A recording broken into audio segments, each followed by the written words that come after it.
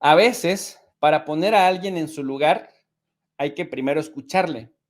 Para poner a alguien en su lugar y desmontar las mentiras y la propaganda que dicen, uno tiene que escuchar con paciencia, tomar nota, porque hay gente que piensa que en una discusión, entre más grita, entre más se burla del prójimo, entre más quiere mostrar que sabe, piensa que con eso va ganando un debate. Y uno que tiene experiencia, con 2, 3 movimientos estratégicos, 2 o 3 preguntitas estratégicas, desarmas a alguien que no está sólido en los análisis o que no pretende la objetividad. En Negocios TV, que se puso buenísima, que empezó bien tranquila, pero que a la mitad del programa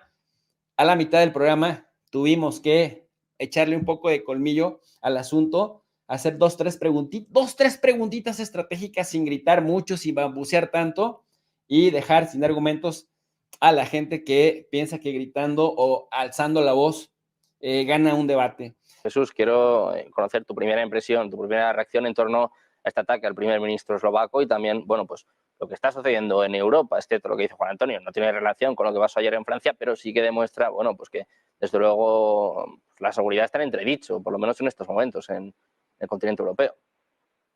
Sí, definitivamente, Sergio, es muy impresionante. Esa es mi primera impresión. Estoy impresionado porque no deja de llamar la atención que en un continente en donde se supone que hay mucha tecnología para rastrear estos eventos públicos y que además en este tipo de eventos el cuerpo de seguridad debe tener protocolos estrictos, protocolos rígidos para justamente reducir, porque pues es muy difícil evitar, como ya lo pudimos observar, para reducir los riesgos de un ataque. Y bueno, pues no deja de ser sorprendente que en pleno año 2024, en un país relativamente tranquilo, ocurren este tipo de circunstancias o de sucesos. Eso por un lado. Yo también estoy pensando en los escenarios cuando ya los servicios de inteligencia, no solamente de Eslovaquia, sino también de quienes le auxilien desde Europa o desde Estados Unidos, determinen la responsabilidad, cómo se va a responder en conjunto. Es decir, ¿qué sucederá si de pronto se descubriera que es un ataque que proviene, por ejemplo, de grupos proislámicos? O, en segundo lugar, ¿qué pasaría si proviene de grupos pro-Ucrania? O, ¿cuál será la respuesta si viene de agentes extracontinentales que quieren dejar un mensaje en Europa, en este caso Rusia? Es decir, si pensamos en los 3 diferentes escenarios, me parece que va a tener como consecuencia que por lo menos a nivel de discurso, pero también a nivel de medidas de seguridad, empiece a suceder algo parecido como lo que vimos en Estados Unidos después del 9/11, a ser más estrictos con los protocolos en los aeropuertos, a ser más estrictos con la seguridad en las ciudades en donde se considera que hay pues riesgos de que cualquier circunstancia de violencia pueda estallar, Sergio. Esa sería mi primera impresión, pensar en esos escenarios y qué pasaría si se descubre dependiendo de lo que venga más adelante. Vamos a ver qué conclusiones se empiezan a extraer. De momento, bueno, son todo informaciones preliminares. Hay también ya declaraciones, por ejemplo, por parte de Ursula von der Leyen, que dice que condena fuertemente el ataque a Robert Fico. Ha escrito un mensaje en sus redes sociales. Vamos, empieza a conocer en las últimas horas. La presidenta de la Comisión Europea está hablando del ataque a Robert Fico. Dice, bueno, pues que es un ataque a la democracia, a la libertad, que este tipo de cosas no pueden suceder en Europa y, bueno, pues que condena fuertemente este ataque a Robert Fico. Enrique, quiero preguntarte por esto. La última hora pasa por el ataque al primer ministro eslovaco. No sé si hay precedentes de que ocurran hechos de este tipo y también tan seguidos, ¿no? Y también, claro, es que el foco ya está puesto tanto en los Juegos Olímpicos como en las elecciones europeas. Es que estamos en un año crucial y, desde luego, pues, vamos, esto no da ni mucho menos seguridad a Europa, claro. Bueno, yo honestamente no sería tan catastrofista. Es decir, es evidente que ha habido un atentado, es evidente que es condenable, pero vamos a ver, esto es algo que ha ocurrido a lo largo de la historia constantemente. Japón es uno de los países más seguros del mundo y Shinzo Abe pues falleció en un atentado contra su vida. en el caso de Europa también hay muchos precedentes. Es decir, hemos tenido grupos terroristas activos, sin ir más lejos en España, conocemos muy bien lo que es la existencia de un grupo terrorista que de ataque a personajes políticos, ¿no? En España, sin ir más lejos, pues el jefe del Estado estuvo a punto de fallecer en un atentado que finalmente las Fuerzas Armadas consiguieron desmantelar, pero estuvo muy cerca, y el líder de la oposición salió volando por los aires, ¿no? Es decir, a ver, yo mantendría un poco la calma. Fico es una persona muy polarizante, es un político con un discurso muy duro, es un discurso no solo muy duro en el exterior, aquí está hablando de Ucrania, está hablando de Bruselas, también dentro del país. Ahora mismo Fico lleva unas semanas y unos meses donde ha estado envuelto en una gran controversia por su reforma del Poder Judicial, por el desmantelamiento de la Fiscalía Especial, etcétera, etcétera, ¿no? Es decir, vamos a ver qué es lo que ocurre, todavía es muy pronto, no sabemos nada. Es evidente que Europa es bastante segura, probablemente es el espacio más seguro del mundo para hacer política. Yo creo que esto, quien nos vea desde América Latina o quien nos vea desde Estados Unidos o quien nos vea desde el entorno de Rusia o Asia Central, no van a tener la menor duda de que Europa es el lugar del mundo más seguro para hacer política. Hay precedentes, incluso Ronald Reagan sufrió un atentado contra su vida y estuvo a punto de fallecer. Es decir, hay precedentes de esta circunstancia. Y simplemente, bueno, pues vamos a ver, cuando sepamos más datos lo podremos valorar, ¿no? De momento lo único que sabemos es que ha habido un atentado contra un primer ministro que, por otra parte, no es un actor importante en Europa. Es decir, aquí yo he escuchado a mis compañeros de tertulia hoy decir que, bueno, que podría haber algunos grupos que quisieran silenciar a Fico. Bueno, mira, honestamente creo que no es el caso. Lo que diga Fico tiene muy poca trascendencia, tiene muy poco recorrido, es un actor muy menor en Europa. Por lo tanto, no está en la línea dominante, pero es que no esté en la línea dominante no quiere decir que sea equiparable a la línea dominante. Europa tiene 27 países, hay 27 primeros ministros, hay 27 jefes de Estado y evidentemente Fico es solo una de 2 o de 3 voces discordantes de lo que es una estrategia común. Pero evidentemente eso no plantearía nunca ni conllevaría nunca una agresión contra su vida, ¿no? Entonces vamos a ver, la policía ha detenido al autor del atentado, ha detenido al autor de los disparos, por lo tanto, bueno, vamos a ver cuando haya una investigación que conocemos o que descubrimos de este tema. Y reacciones también, por ejemplo, por parte de Víctor Orbán, que dice que está conmocionado con este ataque, uno de los mejores amigos, ¿no? Uno de los mayores socios de Robert Fico. Pendientes de esto, si os parece, miramos ya el conflicto en Ucrania, donde las cosas parece que empiezan a estar más claras. El foco está puesto en estos momentos en Yarkov. Hoy contábamos 2 nuevas tomas, 2 nuevas localidades tomadas por Rusia. También han anunciado la liberación de Robotine, el bastión clave de Zaporilla, que Ucrania recuperó en la contraofensiva del 2022. Juan Antonio, quiero preguntarte por cómo está la situación en el frente, ¿no? Parece que se ha abierto un nuevo frente, ¿no? Con la ofensiva en Yarkov y que, bueno, que Rusia está avanzando, no sé si hasta el punto de tomar Yarkov y también hasta qué punto puede resistir Ucrania. ¿Qué nos queda por ver en este conflicto? Bueno, vamos a ver, en principio, se ha lanzado una ofensiva. Yo creo que ni los propios rusos esperaban que pudieran avanzar tan rápidamente. Hay que tener en cuenta que en 4 días han ocupado 300 kilómetros cuadrados de terreno. Para hacernos una idea, en los 5 meses de la ofensiva ucraniana del año pasado solo consiguieron recuperar 212 kilómetros. Esto nos indica, han liberado 13 poblaciones, están asaltando Lipsy, y alguien dirá, bueno, ¿qué importancia tiene Lipsy?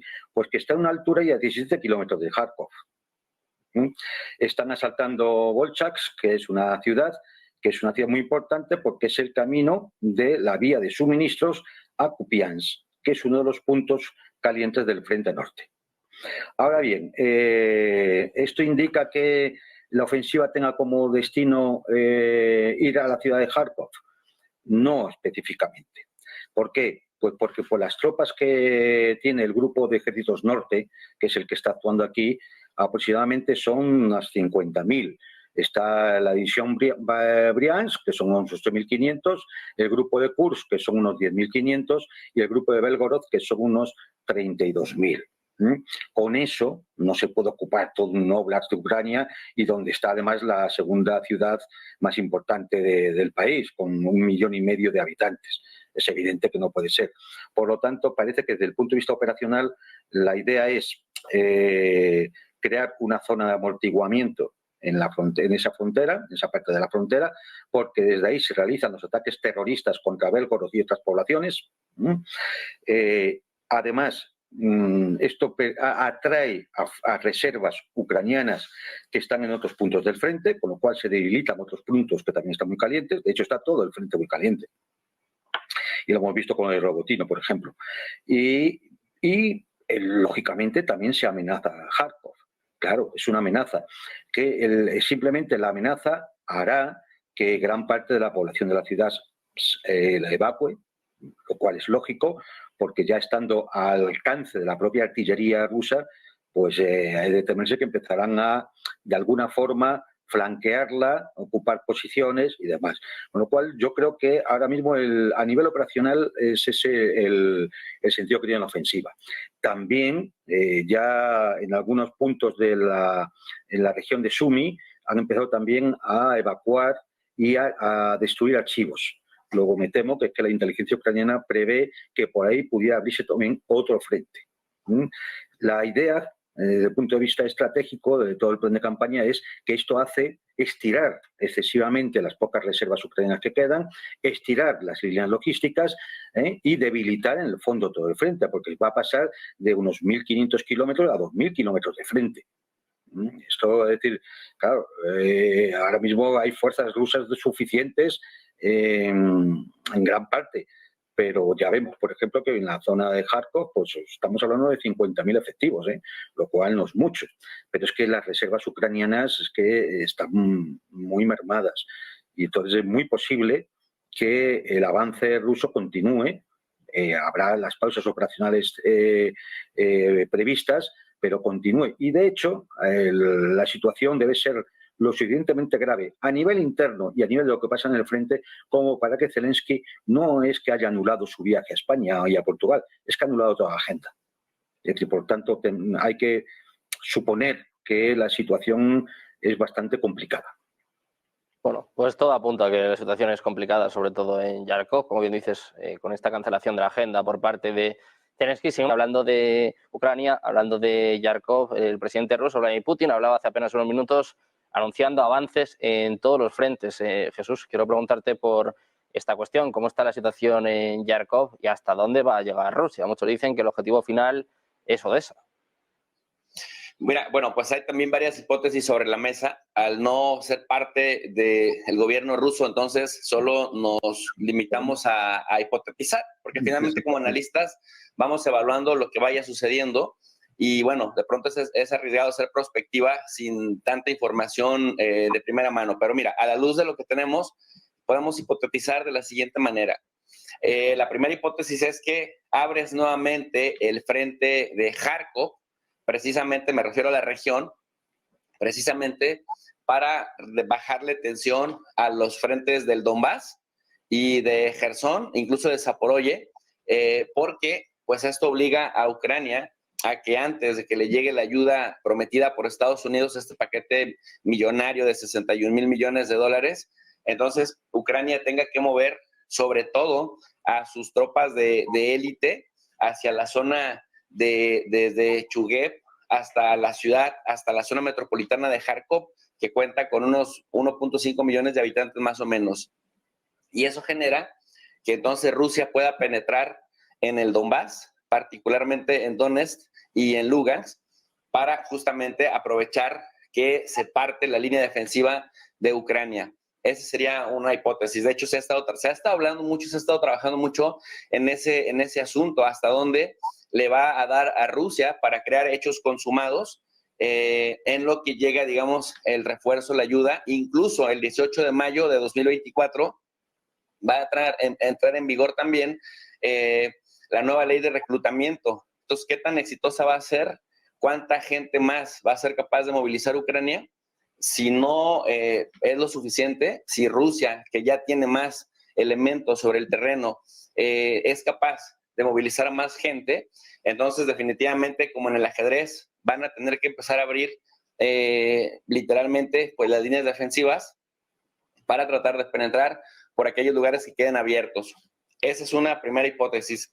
La segunda tiene que ver con esto que decía Juan Antonio, de efectivamente crear una zona tapón, pero en el lado ucraniano, desde Volchansk, incluso yo diría que hasta Lipsy y Vesioloye, para evitar que con la tecnología que tiene hasta este momento Ucrania puedan disminuir el efecto de los ataques a Belgorod, que ha sido, digamos, dentro de Rusia, la ciudad más atacada y toda la región más atacada.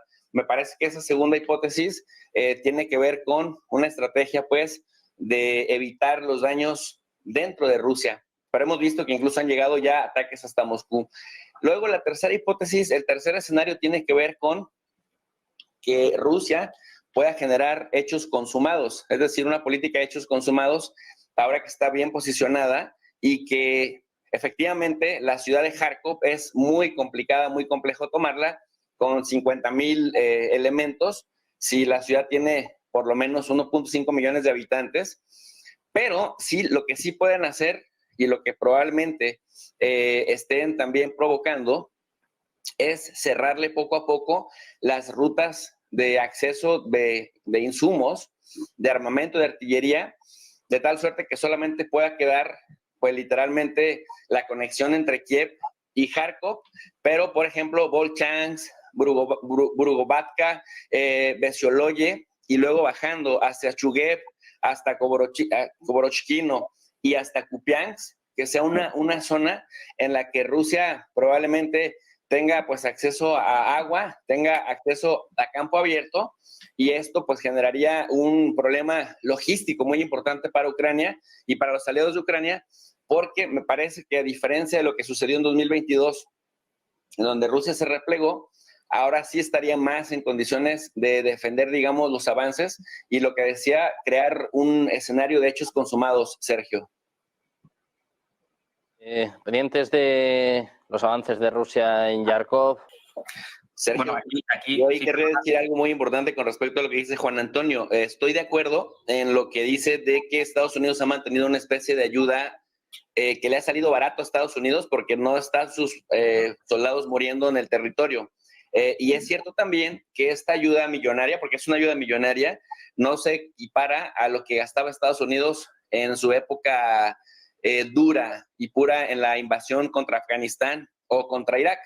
Nada, claro. Sin embargo, no podemos quitar del escenario la variable ayuda estadounidense. Es decir, No. Europa no podría sola con el peso de la ayuda a Ucrania, y en Ucrania han reconocido, bueno, el mismo Borrell recientemente reconocía que si dejaban de ayudar a Ucrania, por más valientes que sean sus soldados, por mejor organizados que estén, sus defensas, etcétera, decía, en una semana Rusia arrasaría a Ucrania. Es decir, entonces podemos pensar en que esta ayuda dosificada, racionada por problemas administrativos, por tiempos de la política estadounidense, ahí está.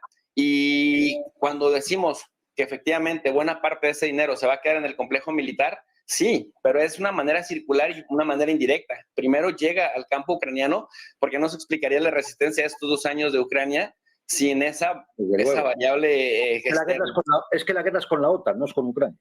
Bueno, efectivamente, eso también es un tema a decir. Es decir, efectivamente quien está poniendo los muertos es Ucrania, pero definitivamente la guerra es OTAN, particularmente con una política muy interesante que Estados Unidos ha desarrollado, que es la de poner dinero, poner artillería dosificada al punto en el que pueda desgastar a Rusia, que pueda desgastar también a la misma Europa y no poner muertos sobre el terreno. En eso sí estamos de acuerdo, pero la ayuda material que ha estado dando y la presión para que Europa también lo haga, sí ha sido una clave en la cual, bueno, se ha mantenido el conflicto hasta el punto en el que lo tenemos.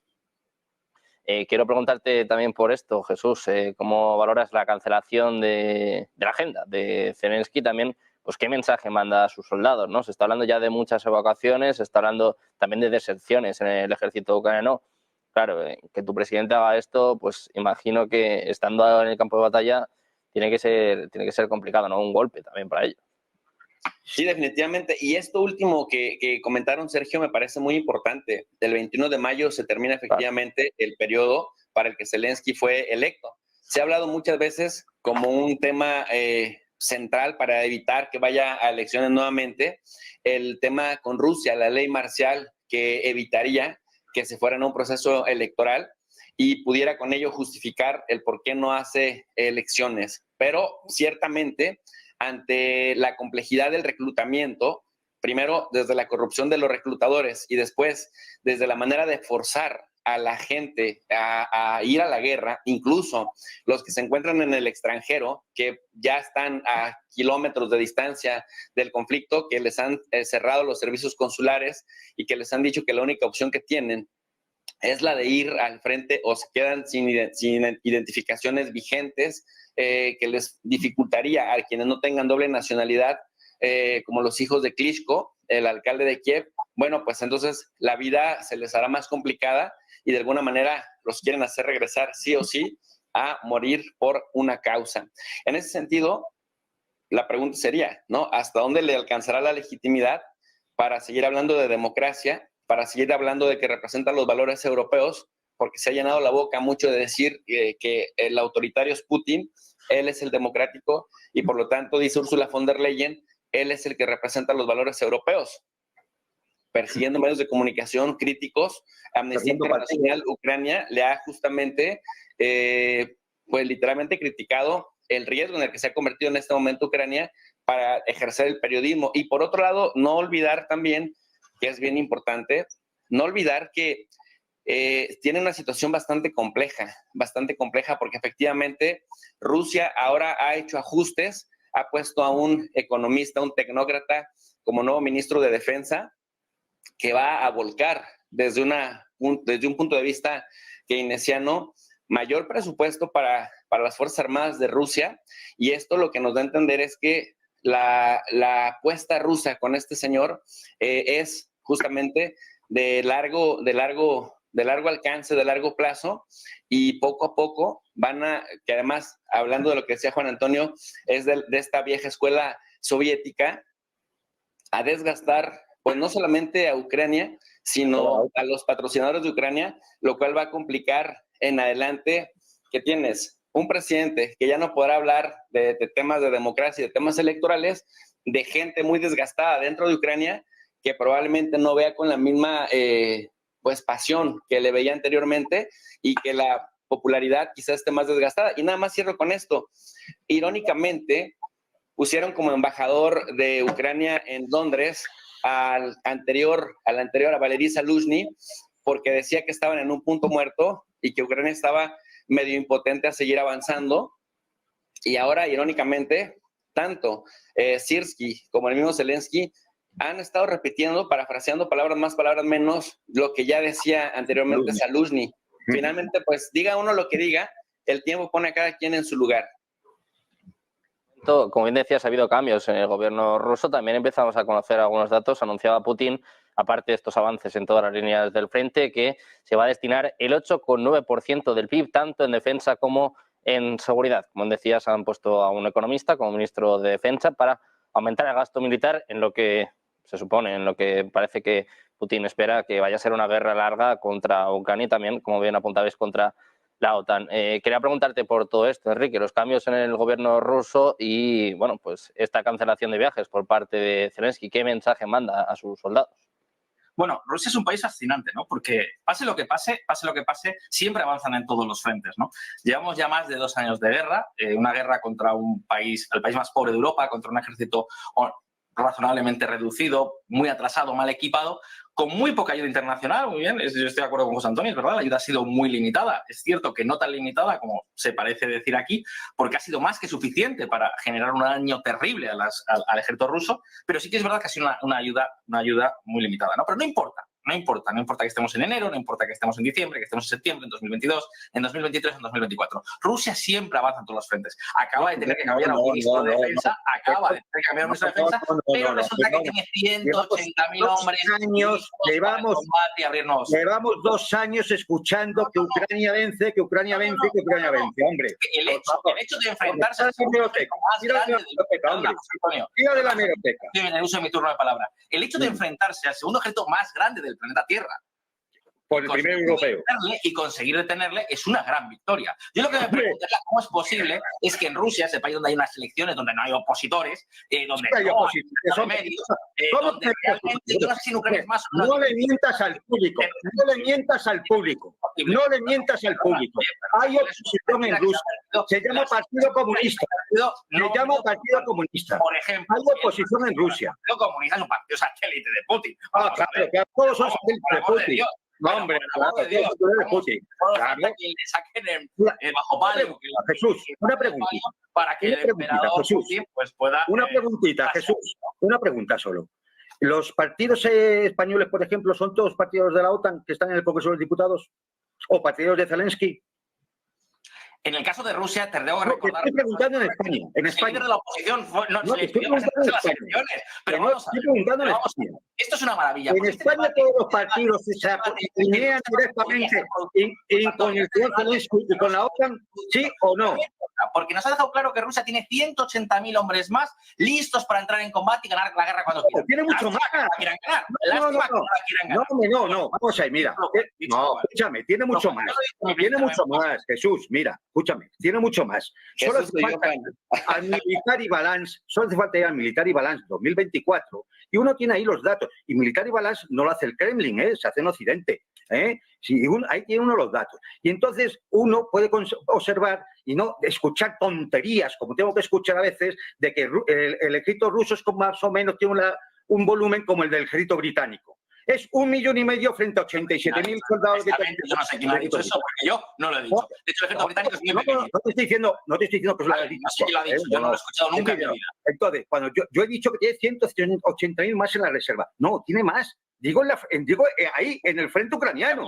Tiene bastante más. La cuestión es que tener en cuenta dos cuestiones muy, muy claras. Primero, la capacidad de fuego que tiene esos 180.000 hombres, que visto los hombres que están en el terreno de combate desde hace 2 años y medio, no parece ser muy grande. Y segundo, es la capacidad que tiene Rusia de seguir perdiendo y seguir triturando a chicos jóvenes sin que eso genere una oposición. ¿Tú sabes cuál es el nivel de pérdidas ucraniana y rusa? Bueno, depende exactamente de la línea de combate y el punto del frente que tomamos como referencia. En el total de la guerra aproximadamente ha sido 1,75-1 en favor de Ucrania. Ese es el cálculo que yo creo que por favor, ¿tú de dónde sacas ese dato? ¿Me lo puedes decir? No, pero ese dato, hombre, evidentemente, si el dato le sacáis del Kremlin, no va a ser ese. No te puedo decir de dónde saco los datos. Lo que no me queda claro, José Antonio, es cómo 2 años y medio después, lo que no me queda claro es cómo 2 años y medio después, y con una Ucrania que lleva meses sin recibir asistencia contra 31 países de la OTAN, contra 50 que se reúnen en Ramstein. Por ejemplo, contra 50 países que se reúnen en Ramstein. Se produjo un ataque con más de 20 misiles contra Crimea, pero eso aquí no se ha tocado y nadie lo ha recordado. No, hombre, como no se ha tocado, por ejemplo, los muertos civiles por los ataques ucranianos, bombardeos ucranianos en la ciudad de Belgorod, ¿no? Pero vamos a ver. Aquí quien ha arrasado con ciudades a golpe de artillería precisamente han sido las fuerzas rusas. Enrique, ¿cuál es tu fuente? ¿Cuál es no hablar de la fuente? Mira, oye, no, pero ese indicador es ¿cuál es mi fuente? ¿Cuál es mi fuente? Mi fuente es Mediazon, que es una publicación anti-Putin y contra el Kremlin. Enrique, ¿cuál es tu fuente? ¿Cuál es tu fuente? Dinos tu fuente. Sí, pues mira, muy sencillo. Yo os estoy hablando ahora mismo desde la frontera con Rusia, porque yo vivo aquí en Estonia. ¿De dónde sacaste el indicador de 75 a 1? No sé si lo sabéis, pero en Estonia hay unos servicios de información y de inteligencia y seguimiento de la guerra que son probablemente los más importantes de Europa. Probablemente los más importantes. Y ahí te dice que y esta es la fuente que está dando. O sea, tu fuente es Estonia. ¿De qué blog de internet utilizaréis? No, Mediazon no es un blog, hombre. A ver, no tienen ni idea. Mediazon no es un blog, hombre. De las fuentes publicadas. Ya. Lo que no me explicas es cómo es posible que nos esté ganando esa guerra. ¿Cómo es posible? Si hay una ofensiva ahora mismo... Es que se está ganando la guerra. Pero ¿cómo puedes decir que no está ganando la guerra? Rusia está comiendo la temeridad y la negligencia de mandar a un montón de miles de hombres a morir, cuando realmente sería tan fácil como inundar de tropas los frentes, ¿no? Hombre, ¿tú has visto en Rusia los cementerios de los caídos? A los 2 meses de la invasión estaba muy bien. 2 años y medio después, me parece... Bueno, oye, Enrique, pero a ver, Enrique, Juan Antonio. ¿Tú consideras, nada más quiero preguntar esto? Le estamos pasando todos bien, o sea que... ¿consideras que Bueno, finalmente a ver, Jesús. si la OTAN, si Estados Unidos no estuviera en medio, Ucrania duraría tanto? Siendo sinceros, mira, porque independientemente de lo que tú, Juan, o yo digamos, hay hechos sobre el territorio. No, es evidente. Y me parece que decir que Ucrania es el país no. más pobre de Europa, mal Jesús, equipada, es etcétera, evidente que no, darle es ayuda. evidente que no. La cuestión es que con una ayuda militar muy pequeña, que no lo digo No es pequeña, perdóname, pero no es pequeña. pequeña. Coño, con una ayuda militar Necesitamos 300.000 millones de dólares. Bueno, Pues ya vieron, mis queridos alumnos digitales, se encendió la cosa, pero con una pregunta muy sencilla de la que ya no pudo salir el buen Enrique, que obviamente ha quedado demostrado que le ganan sus pasiones, que no hay objetividad, pero tampoco hay honestidad intelectual. Mira que venir a decir que por cada ucraniano matan a 75 soldados rusos y después no sabe decir cuál es su fuente y dice, bueno, es que yo aquí vivo en Estonia, aquí en la fronterita, aquí casi dice, me toca el conflicto. No hace falta gritar tanto, no hace falta ser tan rudo ni poner una cara burlona, solamente hay que dar datos duros, la fuente primaria. Se fijan que yo siempre aquí en el canal de Tu Profe RI, siempre hago énfasis en que nosotros contrastamos la información y en la mayoría de los casos vamos a la fuente primaria, les decimos, no damos opiniones solamente, tratamos de fundamentarlas, de respaldarlas con la fuente, porque aunque usted no lo crea, las mentiras, las opiniones, los sesgos se combaten mostrando la fuente. Y si es fuente primaria, mejor, porque entonces a partir de que uno sepa de dónde se extrae la información que uno maneja, cuáles son las fuentes, ya la audiencia que nos escucha, entonces sabrá que no tenemos la última palabra, sino sabrá qué interpretación darle justamente a esas fuentes. Ahora, dice Enrique que ojalá nos lo vuelvan a poner para seguir desmontando la narrativa otanista que utiliza. Dice, es muy pequeña la ayuda que Estados Unidos le está brindando a Ucrania. Es tan, pero tan pequeña, diría yo, que en 2 años y medio, aproximadamente son como unos 250,000 millones de dólares. Si 250,000 millones de dólares que Estados Unidos no le ha dado a ningún país de por lo menos la Segunda Guerra Mundial para acá, pero a Ucrania solamente se los ha dado en 2 años. Si 250,000 millones de dólares se le hace poquito, y eso sumando además que Europa también ha dado como 50,000 millones de euros y ya aprobó otros 50,000 millones de euros para los siguientes 10 años, entrenamiento a soldados ucranianos, artillería pesada, sistemas HIMARS, Patriots, ahora le va a dar también aviones F-16. Si eso le parece poco, y sumando además las 18,000 sanciones en contra de Rusia, me parece que pues te das cuenta, ¿no? Independientemente de las pasiones, independientemente del bando que apoyes o no, con el que simpatices, con el que te identificas, y ahí quedó claro con cuál se identifica él, hay un simple hecho que no puedes contradecir y es la realidad. Como yo decía en esta charla acalorada, y también estuve observando, estuve escuchando las dos posturas encontradas, traté de ser lo más sensato por ustedes, porque me parece que la audiencia merece que le digamos siempre la verdad, por lo menos remitirla a las fuentes primarias, independientemente de lo que nosotros opinemos, hay cosas que están sucediendo sobre el territorio y a final de cuentas, esas son las que cuentan.